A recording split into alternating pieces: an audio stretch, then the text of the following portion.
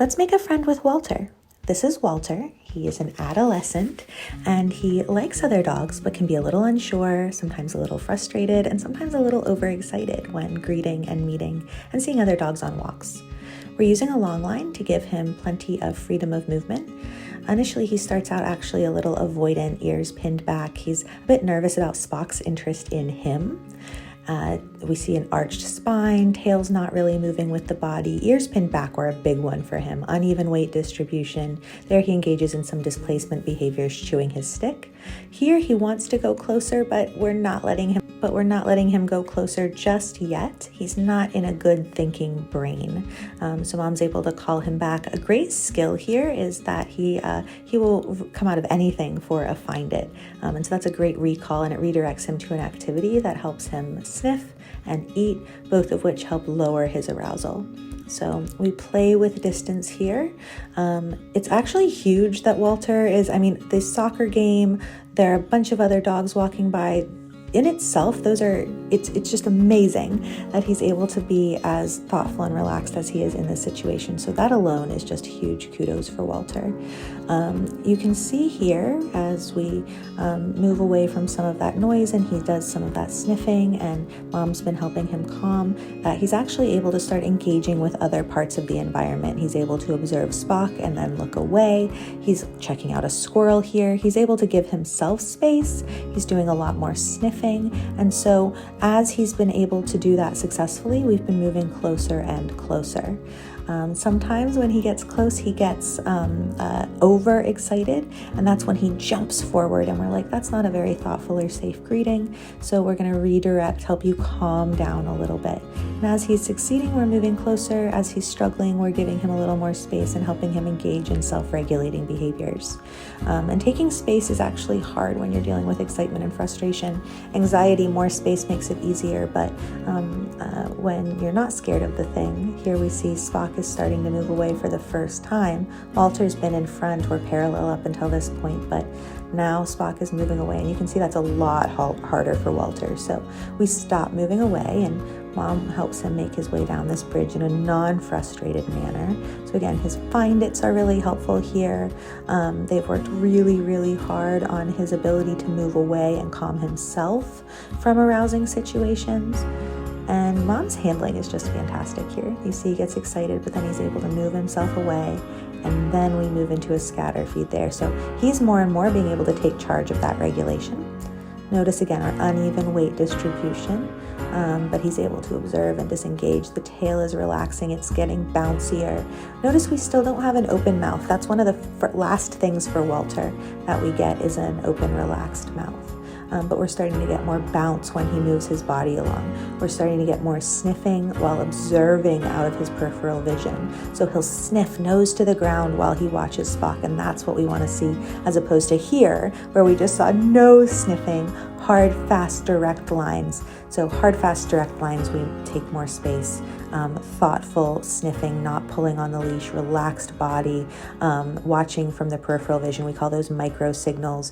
We want to see lip licking and looking away rather than kind of a hyper focus. We want to see that both dogs are comfortable. We're also gathering some great data along the way here. Yes, he can take food. Yes, he can take it gently. His fine motor skills are intact. He can respond to known cues easily. And even here, Walter has a habit of displacing his arousal by chomping on sticks, etc.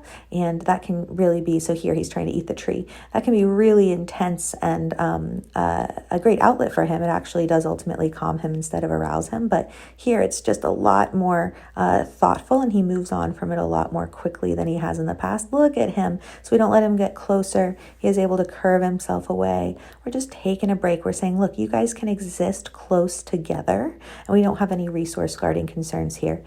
You guys can exist close together and just engage in the environment. And for Walter, that might mean adding in a bit of food, that scatter feed. Mom's also marking and rewarding check-ins throughout this, and we could add in some engage, disengage if we needed to, but he was largely rocking this on his own.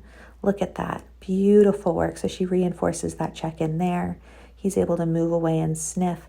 Dogs have a flight distance of about 10 feet, so that personal space bubble. So in a situation like this where we're less than 15 feet apart, the dogs are practically on top of each other.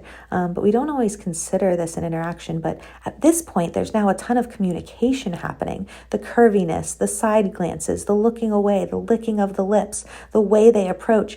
All of this is a dance in communication that wasn't happening earlier on in this video. So this is what we're looking for. Can you communicate?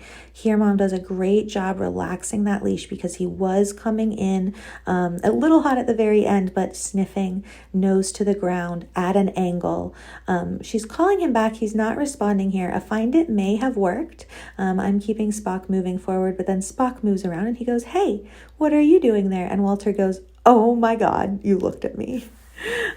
We move Spock away easily. Walter's able to move away. He needs a little help here. That was super exciting. So we re-engage him twice.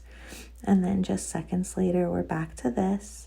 He's a little wrapped up here, and that could cause a problem, but he's actually able to stay under threshold, even though there's a little bit of confusion under his body with the leash. He came in, and then he turned himself to the side. He came in, and he turned his little head and started sniffing. That was gorgeous.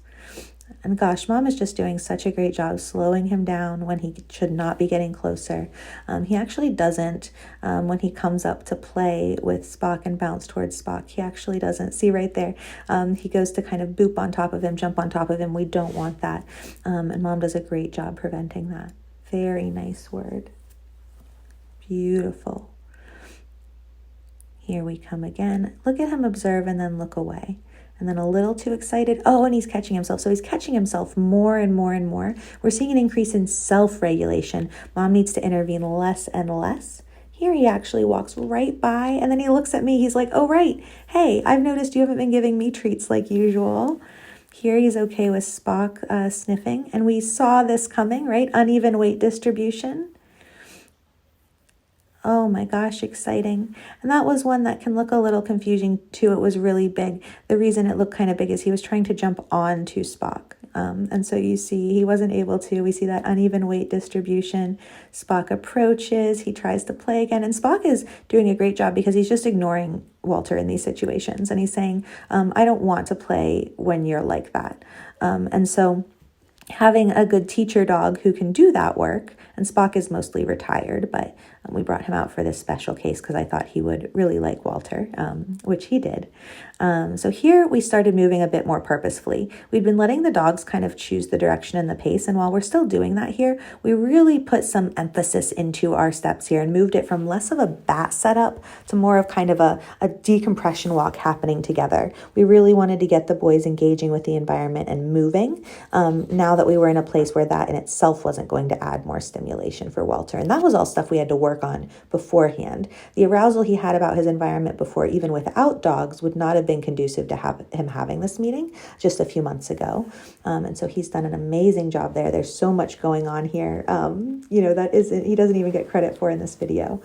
You can see here, that was the first time that he didn't try to jump on Spock. He offered some spins and a play bow, and that was really nice, was able to come away when his mom called him. Beautiful. Look at that. Once again, he's able to ebb and flow. He came into Spock, he moves away. Spock comes in, Spock does a little sniffing. They sniff together, and then they move apart. Look at that. Look at that. They come together, they move apart. That's what we want to see. Curves, zigzags. And this is so much easier for dogs to do naturally on that longer line when it's safe. Those shorter leashes, straight lines that we walk on sidewalks make it really difficult. Look at this very, very nice work. And what I've tried to do here, so Spock actually jumped back in play there. There was a little bounce from Spock. What I've tried to do is keep normal speed for those interactions that could look like fighting if they go too fast, and speed up other areas. But this is the goal. Look at us engaging in the environment together. This is like the ultimate. We are so excited about this. We could not have a better outcome. Look at this walk back to the car. Look at that. Ebb and flow, ebb and flow.